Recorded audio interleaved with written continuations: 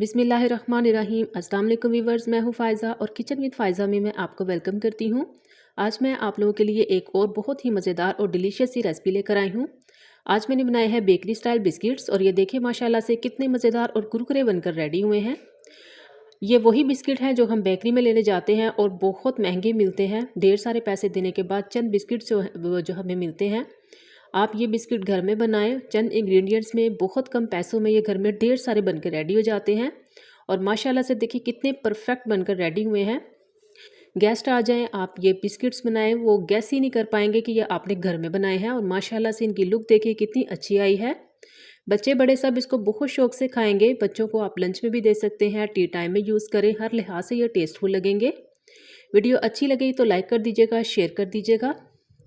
Bakery style biscuit बनाने के लिए यहाँ पे हम एक बोल लेंगे। इसमें हम शामिल करेंगे पाउडर शुगर तकरीबन 1 कप और 1 कप ही मैंने यहाँ पे ऑयल लिया है।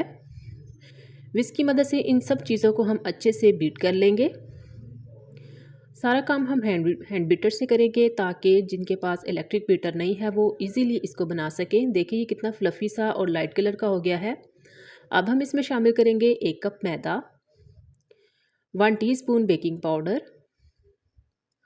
और तकरीबन तीन टेबल स्पून मैंने इसमें सूजी ऐड की है।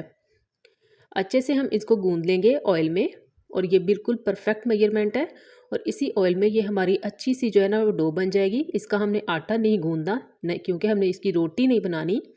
ये देखिए माशाल्लाह से अच्छे से मैंने इसको मिक्स कर लिया है। आप देख सकते हैं कितना सॉफ्ट और फ्लफ़ी बनकर रेडी हो गया है। अब यहाँ पे मैंने एक मेटल की प्लेट ली है, कोई भी ले लें, नई हो पुरानी हो कोई फ़र्क नहीं पड़ता इससे। उसको हम ऑयल से ग्रीस कर लेंगे और इसकी हम बिस्किट बना लेंगे। बिस्किट्स का साइज़ आप अपने मुताबिक रख सकते हैं, छोटे भी और बड़े भी। और लेकिन इनकी मोटाई जो है वो इतनी होनी चाहिए। ये देखें माशाल्लाह से कितना खूबसूरत लग रहा है। और इसको हम इस पर लगाते जाएंगे और थोड़ा सा फासला रखेंगे क्योंकि ये बेक होने में भी थोड़े फूलते हैं।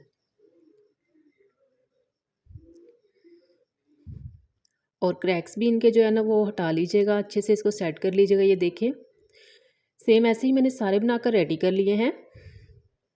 अब यहाँ पे मैंने अंडे की जर्दी ली है और वो इसके ऊपर अप्लाई कर देंगे। इससे ये होगा कि कलर जो है ना वो बहुत खूबसूरत आएगा बिस्किट्स का।